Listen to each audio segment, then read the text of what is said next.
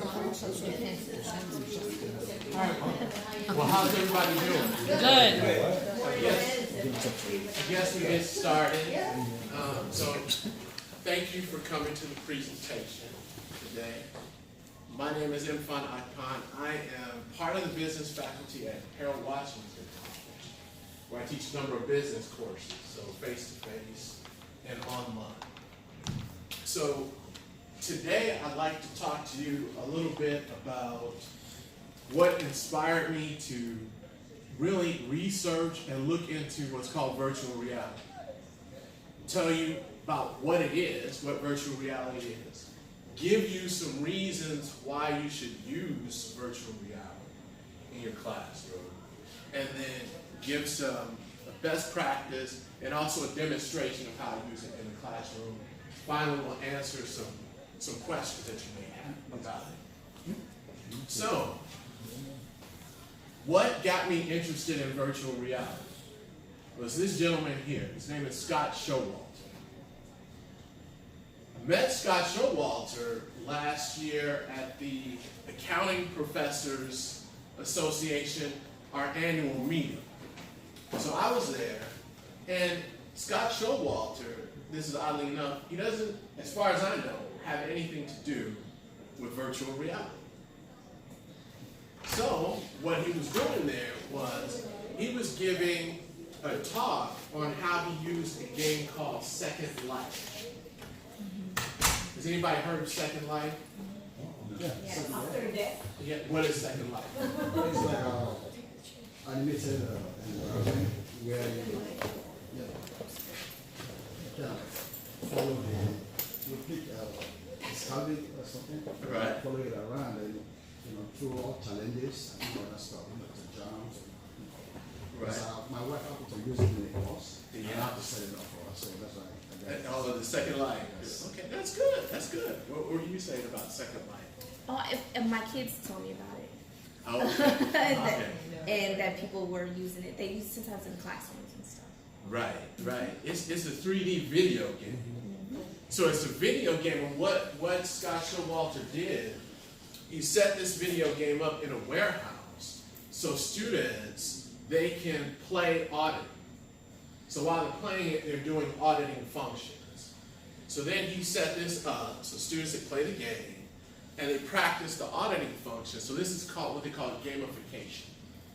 So you gamify this. So I was so interested in this, and I was thinking while I was listening to him and watching this, I'm thinking, how can I actually have my students get into the warehouse and experience it? So that's really what pushed me into virtual reality. So I came back home from this conference, and I got on Amazon, started buying virtual reality books, bought headsets, camera, started making my own content. And then I decided, you know what? I'm in a big city. This is Chicago. Let me start reaching out to some of these companies. So I actually reached out to some CEOs of virtual reality companies here in Chicago. Talked to quite a few. They helped me a lot. Particularly one of those CEOs, we spent hours talking on the phone, and he pushed me light years ahead in my understanding of the business of virtual reality and also the technical aspects of virtual reality. Now, what is this virtual reality? Virtual reality is a computer-generated scenario. So this can either be man-made or real life. So when we talk about real life, it can be photos, so pictures, or it could be video. Now, it's immersive because you feel like you're inside that scene or inside that environment. That gives it that immersive area. The other part with the virtual reality is that the market for it, the largest market, is gaming. Right? The second is simulation and training. And then the smallest is really education. So there's a lot of opportunity there for this. Oh, I forgot one thing. I forgot to mention this is going to be an interactive session. So if you have your smartphone, take it out. Take out your smartphone, take out your tablet, take out your laptop, because we're going to ask you to go onto your computer. Check it out. So just keep it handy. So, let's think about technology and tech savviness. So I want to ask everybody, when you think about baby boomers, right, baby boomers, what comes to mind when you think about their tech savviness? Not very big. Old school. Old school how? Like, Well, you have to.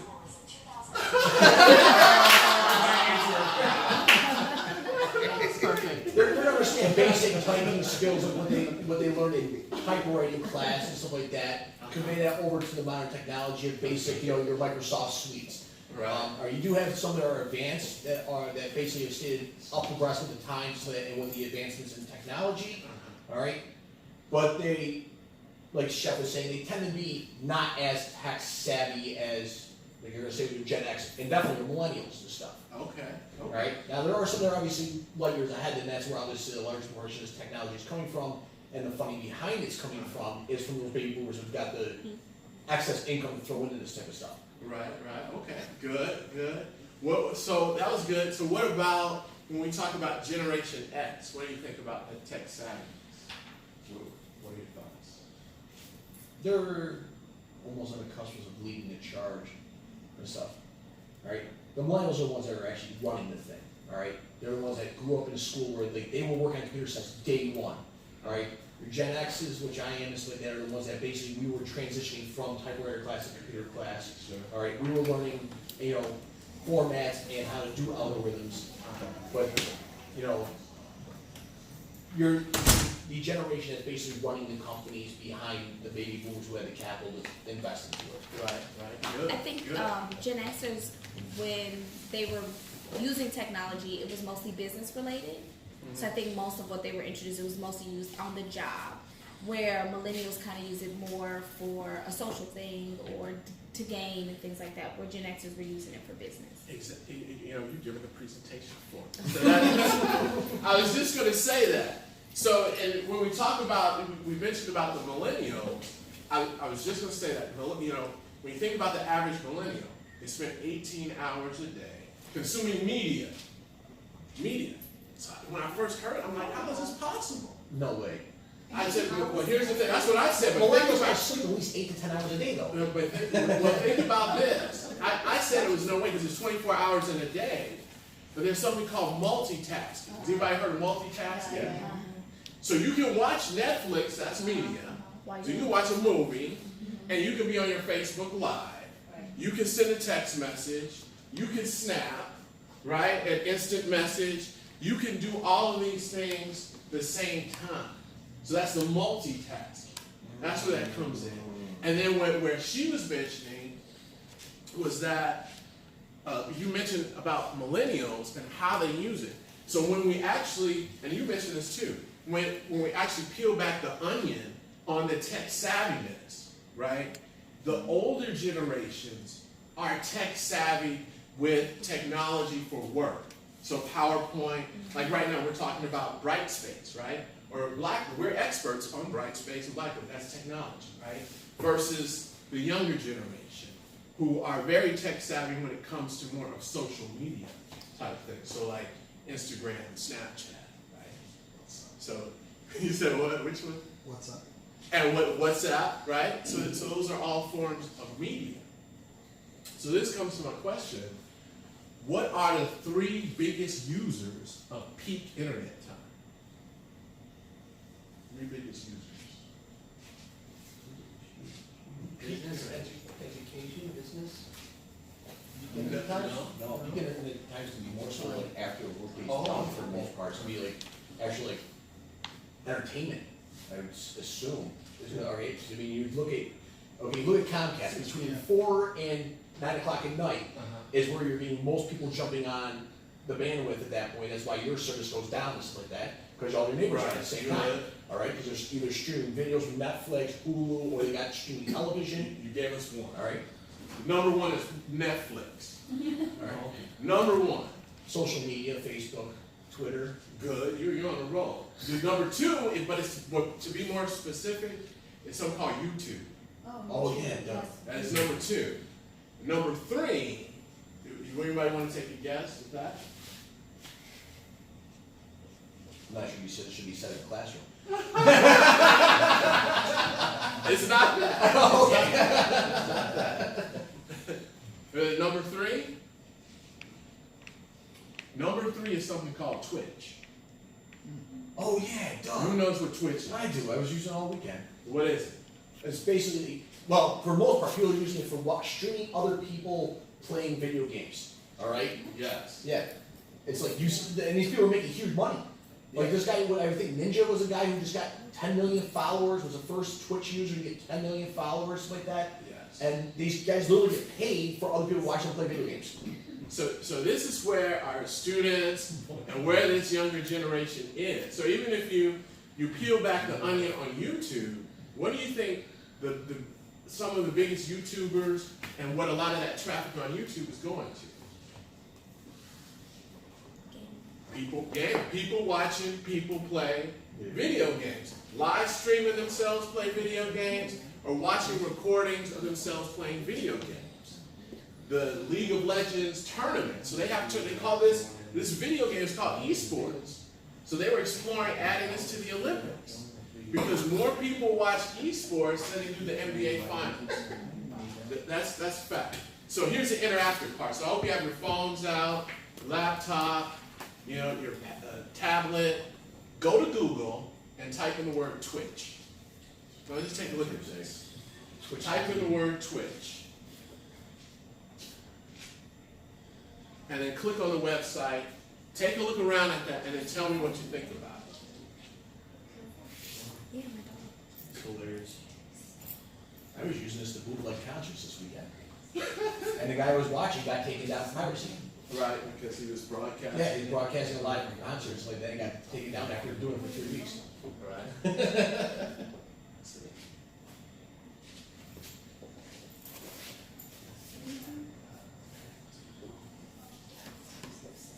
Did everybody get it? Yeah. Yeah. Take a look at it.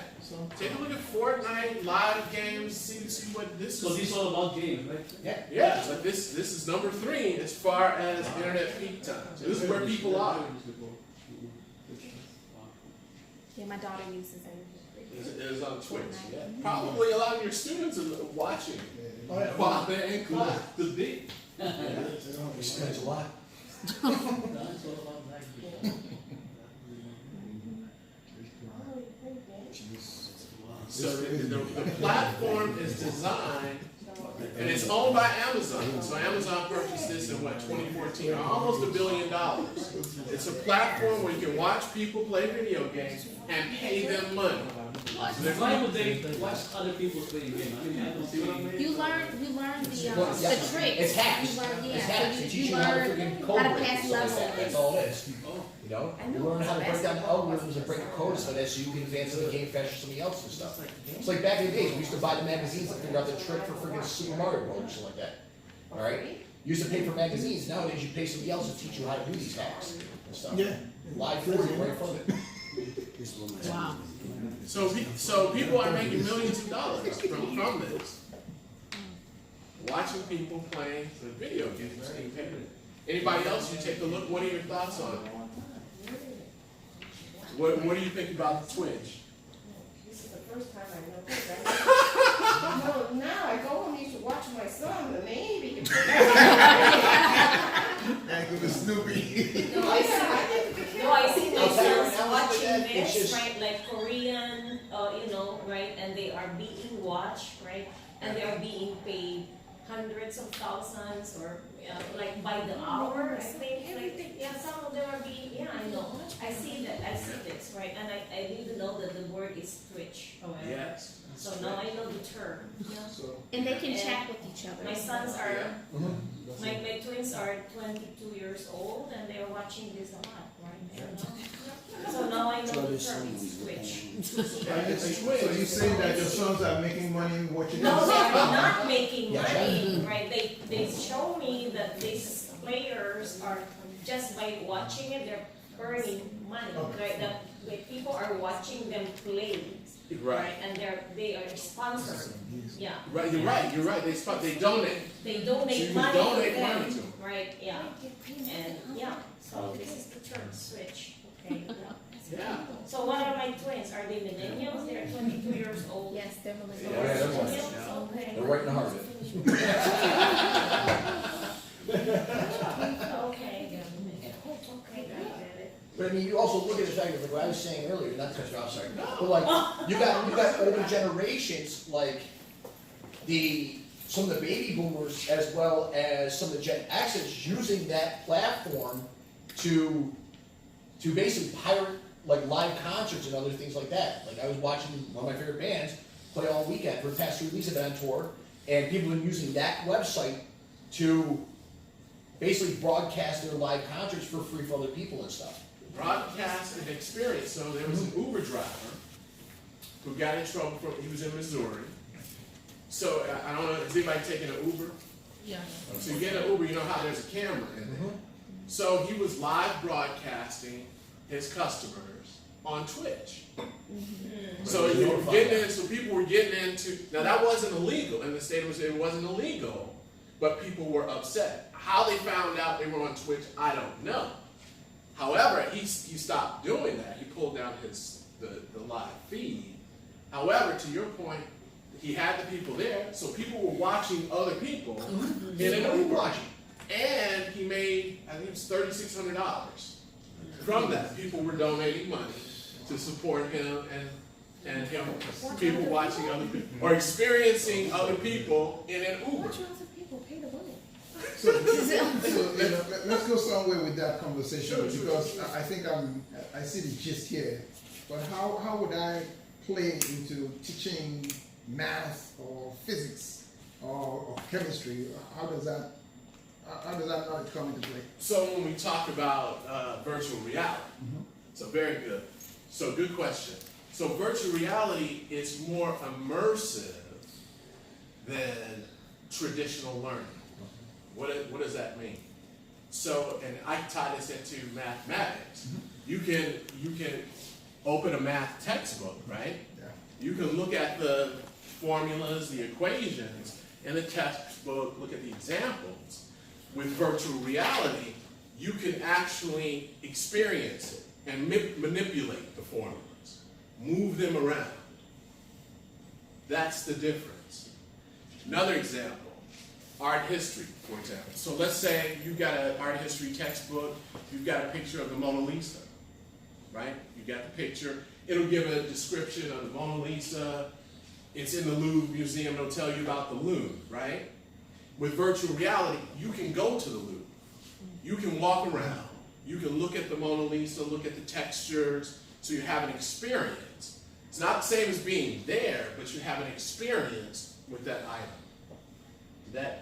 It kind of, but it has not yet connected me to me teaching math. Yes. That's my subject of discipline. Yes. And then my students are here. I'm trying to see how I can integrate this knowledge into my students, this math stuff. Alright, so let's say you have an equation that says x plus y equals this. Yeah. So you can actually set it up in virtual reality for your student to look for where x is, look for where y is, and add it together. Okay. Together. So I'm just using that I simple. got it. It's basically enough. Yes. If I may also. Yeah. So actually you've seen the newest app from Apple, okay? They now have a virtual ruler. You can take your phone, you can measure, you can span it across, it will tell you how long the distance was, okay? Now, you can put a student in a virtual reality type thing. If there's a way to link their phone app to that virtual reality, you can tell them, tell me what the square footage of this room is by measuring it, putting in a virtual reality thing, all right? I've been to several trade shows at McCormick Place. That is the fastest growing thing for designing restaurants and sanitation in restaurants as well as factories, is virtual reality. You put a person into a virtual reality warehouse or factory, and they are supposed to find out where the potential health issues are when manufacturing food there. Makes sense. Okay? Now you can do the exact same thing when it comes to a student learning mathematics, or we're learning science. Now we can, science even more so now. Now you don't have to worry about a kid blowing themselves up in the hood. Right? I'm not gonna blow themselves up in the hood or make a mustard gas in the hood and kill everybody in the classroom or something like that. But they still get almost a technical hands-on experience of combining things and stuff, and it saves money and reduces waste. Yeah, that's a good point. So to go to your, You can actually, so you send it to them, you get it, and then for that Yeah. water pump. Yeah. Get it water, measure that water, then give you the dollar. so I think Thanks, man. that was good, and I think another point, so that was great, is that you want to think of this not as media. Gotcha. So you don't want to think of this as watching a TV or a movie. I think to that math point, think of it as an experience. So it's not saying it's better, and the point is it's not better than reading a book. However, let's say you have a math formula. You can look at it in the book. As he was mentioning, the virtual reality, you can actually experience the formula. You can move the formula around, move the variables, move things around with the formula so it creates an experience. So it's just different. If that makes Yes, sense. I get it, just I'll play with it. You know, I'm just trying to see how it makes. I'll play with it. And the nice thing about it is now students no longer say, how am I gonna use this in the real world? That's the Okay. yeah, I'm trying to. If I can use it in a virtual reality, then this is how you do it in virtual reality, which is basically a simulation of what you're gonna do in reality, okay? I'm gonna be an architect, I'm gonna use this math to design this, all right? No, sorry. No. So you're great. You're giving me things to think about too, or to listen to. So another point, because that was a good question. Maybe this ties into it with the experience. So think of University of Illinois. They're medical school. They have 3 medical schools: Rockford, Springfield, and Champaign. Right. So the medical students, they have to practice on what's called a cadaver. We all know what a cadaver, right? So cadavers are expensive, right? They're hard to get a hold of, right? And that's a limited, you only have one cadaver you practice. So they've invested in a virtual system where the medical students can virtually practice, right, what they need to do, and they can do that over and over and over again. So it saves money because you don't need as many cadavers. They use cadavers, but not as many. So they have it, it's not the same, but it's that experience that they have. If that makes sense. And the same thing with nursing. If you go to Exactly. you actually go in there, talk to the patient, That's sure. like, how are you doing today? You type it, he's gonna respond. I'm gonna find, so I'm gonna take your, vital signs and all that stuff. Okay, then it's gonna read it out, and then you're gonna read it back to the patient, and then you're gonna say, okay, what am I doing? Am I doing fine now or not? So it's very interactive. If you go, it's really, because like the one in Chamberlain, I used it while I was helping my wife. So I get to know it's very, and then you gotta move. You gotta find a way of moving from one store to another. Yes, this is great. You guys are moving right to you're doing the presentation for me. So it is interactive. And the example that I can think of was maybe, because you mentioned a trade show. So about almost a month ago, I was at the Chicago XR, which is a trade show. So the local virtual reality companies, they come together, and then people who are really enthusiastic about virtual reality can meet with them and see what they're doing. So I had the opportunity to experience a commercial. So this is a virtual reality commercial from McDonald's. So this was created by a Chicago virtual reality advertising agency called Next Now. So I used what they call an HTC Vive headset. This is the top of the line, one of these goggles that are tethered to a computer. They had that there. I put it on, and now McDonald's sponsors a NASCAR drive. Is everybody familiar with NASCAR, car racing? So they sponsor a NASCAR drive. So I put this thing on. Now on the outside, there's a monitor like this, so everyone else can see what I'm doing inside this virtual world, and I'm timed. So this is the interactive part. So when I put this headset on, I'm actually in the pit. You know where the cars pull up? I'm in the pit on the track. Thousands of people are in the stands. You hear the crowd, see everybody moving. You look around, you see the other crew members. They're standing there looking at you. And then the driver comes up and says, hey, listen, the car's about to come in. You got to change the front and back tire, and you got to give the driver a Big Mac.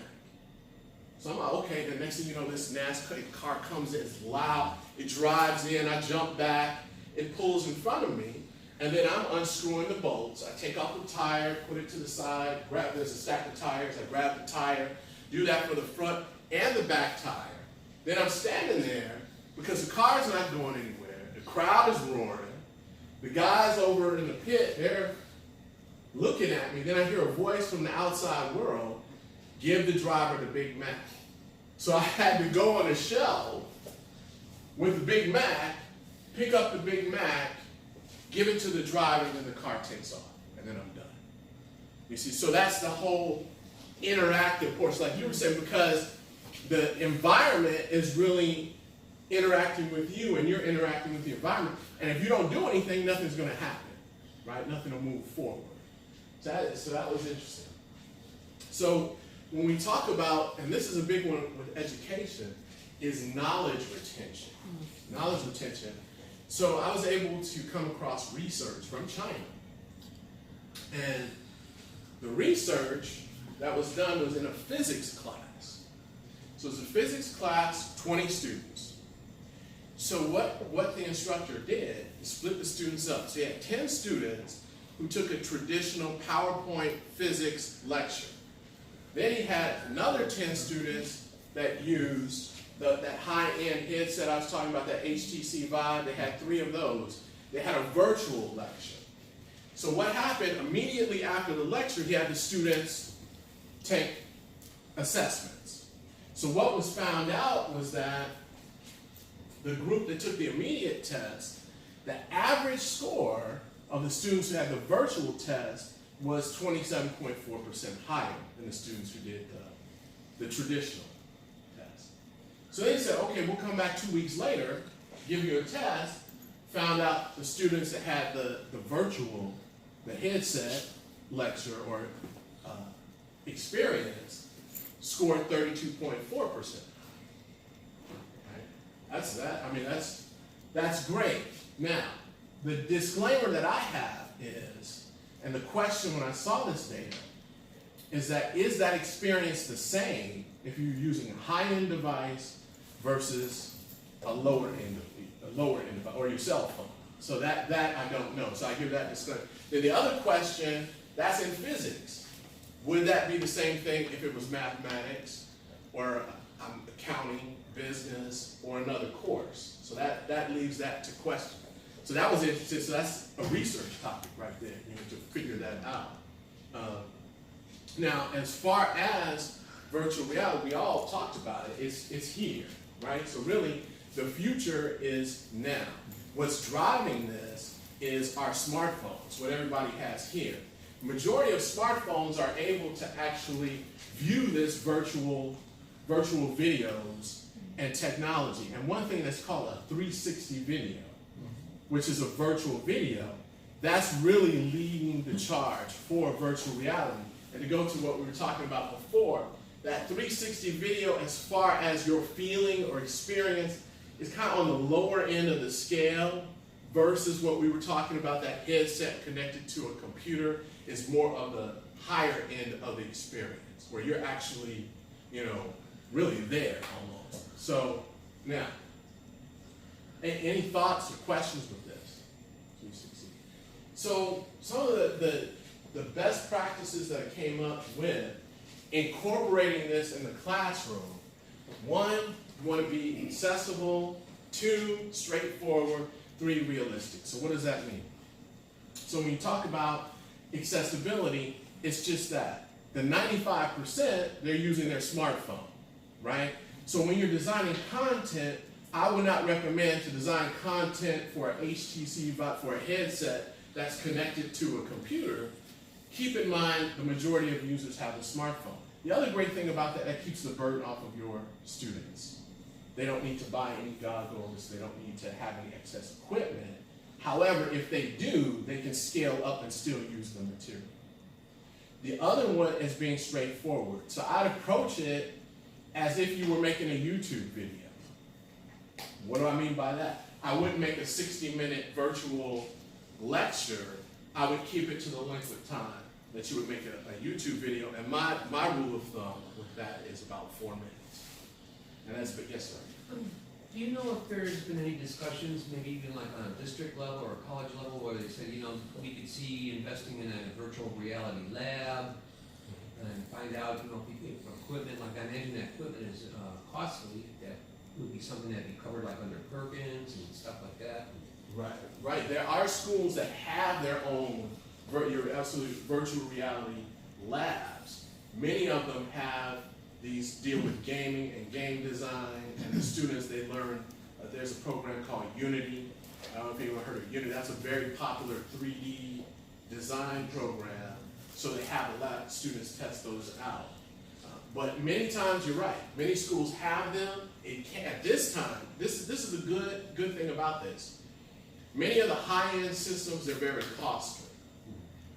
However, now the cost is continuously going down. Sure, just like 4K TVs, right? Exactly. So it's going down.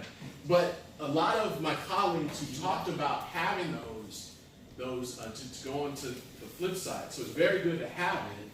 The flip side was that the pushback they received was due to the fact that the technology is changing.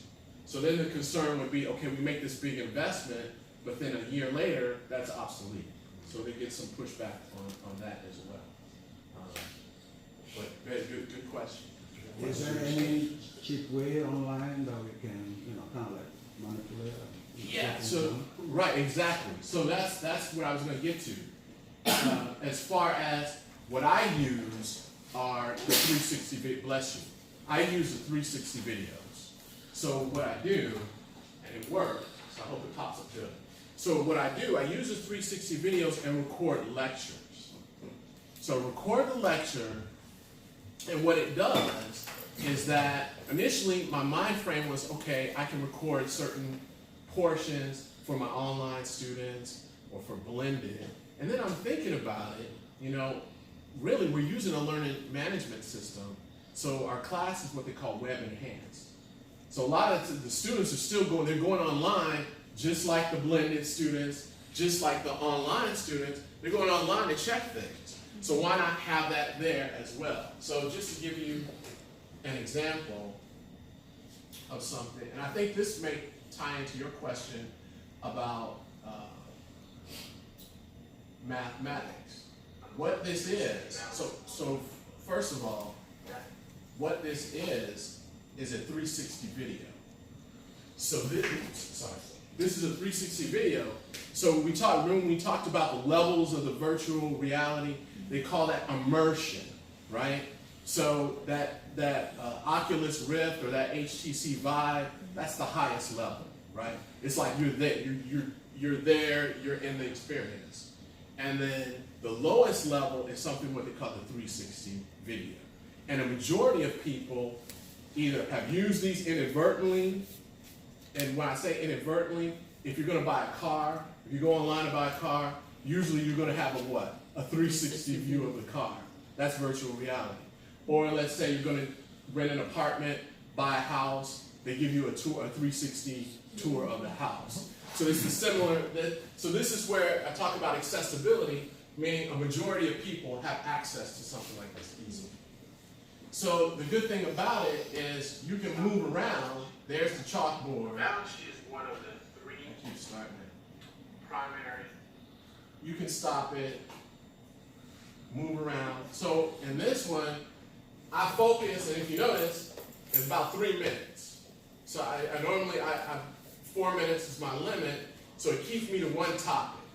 So in this case, I'm talking about the balance sheet.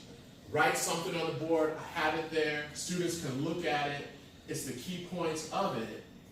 And this is great, especially the online students, they can move around, they feel like it's not the same thing. So not the same thing as being in the class, but it creates an experience, if that makes sense, of being in the classroom, right? And the good thing is, so the online students can take a look at this, you can move it around, you can listen to it, you can pause it.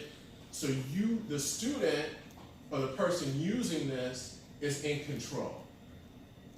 So they can move around to what they want. So if they want to pause this and look at this, they can. If they want to financial statement. Keep going. Income statement, balance sheet. See what I'm doing. Even see what I look like. See what the classroom looks like. So they have a type of experience. The statement of financial position. So it's also known as the statement of financial position.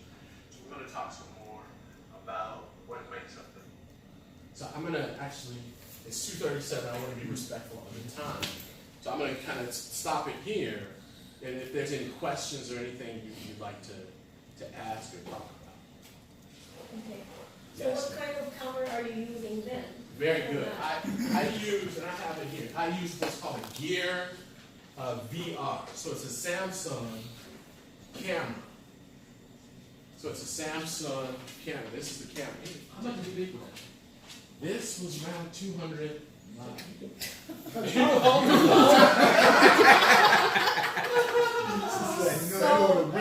So while you were recording it, so it's automatically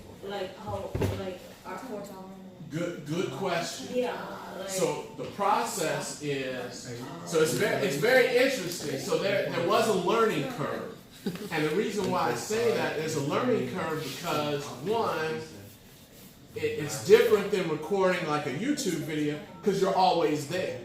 You're always going to be somewhere in the shot. And then the other thing is the perspective. So you have to think about where you're going to have the camera. I normally have it in the front, so whoever's looking at it, it's like they're in the front row of the class. Yeah. So you have to think about that. Now it tethers to your smartphone. So you can control that if you want with your smartphone. And what I learned to do to save time was that I tether it to my smartphone, I can record, and it goes straight to what's called YouTube. YouTube, you can send it to Facebook, what have you, and it stays there, and you can edit it. Yeah, I'm gonna take a picture. That's so cool. So you can, so once I have it up there on YouTube, I can download it to what's called an MP4 file, and then I put it in an editor. And then from the editor, I can edit it, and then I can throw it back on YouTube. So I prefer to use YouTube. Again, most of the students are using YouTube. It can be easily accessed on the what? Smartphone, right? Because most people access the internet on what? Smartphone, right? So they have easy access to it. They can look at it. It's easily integrated. And then the good thing is I can take that video and post it in Blackboard or in D2L in the announcements, and it's there. So the students, when they go in there, they can go on their smartphone, click on it, look at it. The experience is it's different looking at it here on the desktop versus, let's say, looking at it. These are Google. I don't know if anybody's seen a Google Cardboard headsets. Oh, great. Yeah. So the experience is different with this Google Cardboard headset. It takes it to another higher level. Because you put your smartphone in here and hold it, and it's like you're in the room. Like a Viewmaster. Like a Viewmaster. But there's times when your subscribers are free. Yeah, they give me Oh my God, it was incredible, man. Yeah. Like you're saying, you go do like a tour of active volcano and stuff. You Yeah. do tour of the Louvre and stuff. Oh, that's Yeah. great. Yeah. So you can access. Oh, thank you. If the students, if they want to spend these are about $10, right? So the experience is different than if you're looking at it on a computer or desktop or tablet.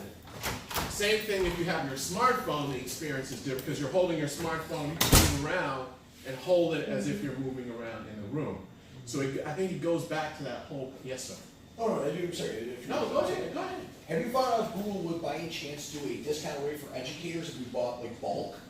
That I don't know. Okay. That I don't know. And the other question is, have you found a free or affordable website for designing your own VR, like alternate reality type cartoonish software that we could use? There is Unity. So but here's the thing. So you can do the 3D modeling, and this is only from my personal experience. There's Unity, which is the most. You can use it for iOS, for Android, for the iOS. You can use it for different systems. However, to get things to move around in there, you need to know C#. You have to do some programming. Okay. C#. So you gotta know C#. So Unity's the engine that makes you can design different things, you can create the room, but to have things move around, you do C#. Now there are other programs that I've heard of where you can actually move things around and create your own app. How that works, I don't have first-hand experience. I have first-hand experience with Unity. Okay, all right. So that was a good question. Thank you.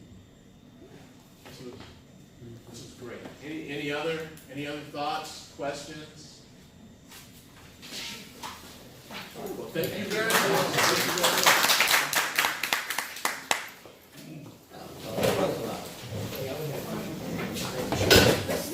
C# Raspberry Pi. Jeff. Oh, man. Look forward to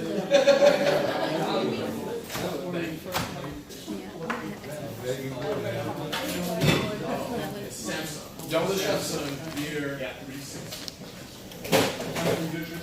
Yeah. And you know, when I bought it, like I said, I got it. It was totally brand new. And I just want to stop this. Yeah, I want to